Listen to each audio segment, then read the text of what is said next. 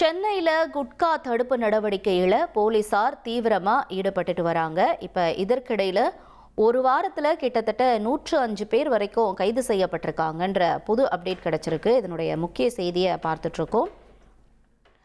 மேலும் விவரங்களை நம்ம கேட்டு பெற வேண்டியிருக்கு. எம்மோட செய்தியாளர் சசிதரன் இணைப்பில் இணைஞ்சிருக்காரு. சசிதரன், மேலும் தகவல்களை நீங்கள் சொல்லலாம்.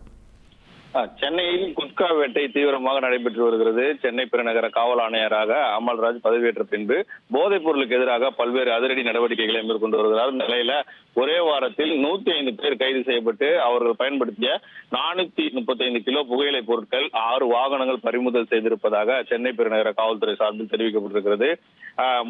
மேலும் அந்த 435 கிலோ குட்கா மற்றும் புகையிலை பொருட்களுடன் 3 இருசக்கர வாகனங்கள் 2 ஆட்டோக்களும் பறிமுதல் செய்யப்பட்டிருக்கின்றன.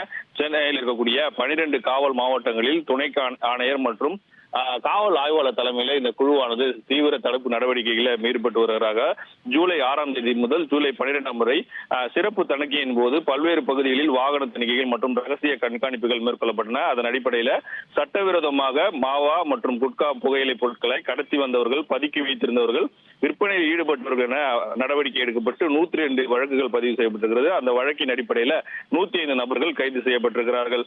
மேலும் குட்கா மற்றும் போதைப் பொருட்கள் விற்பனை வலையமைப்பில் தொடர்புடைய நபர்களை காவல்துறை தீவிரமாக கண்காணித்து வருவதாகவும், இது போன்ற குற்றங்களில் ஈடுபடுவோர் மீது கடுமையான நடவடிக்கை எடுக்கப்படுவதுடன் அவர்களின் வங்கி கணக்குகளை முடக்கும் நடவடிக்கைகள் எடுக்கப்படும் எனவும் சென்னை காவல் ஆணையர் ஒரு எச்சரிக்கை விடுத்திருக்கிறார். உங்களோட தகவல்களுக்கு நன்றி சசிதரன். இனி செல்லும் இடமெல்லாம் செய்தி. தந்தி டிவியின் வாட்ஸ்அப் சேனலை ஃபாலோ பண்ணினா செல்ல இருக்கும் இடமெல்லாம் செய்தி. இதோ QR கோட் இப்பவே ஸ்கேன் பண்ணுங்க, ஃபாலோ பண்ணுங்க.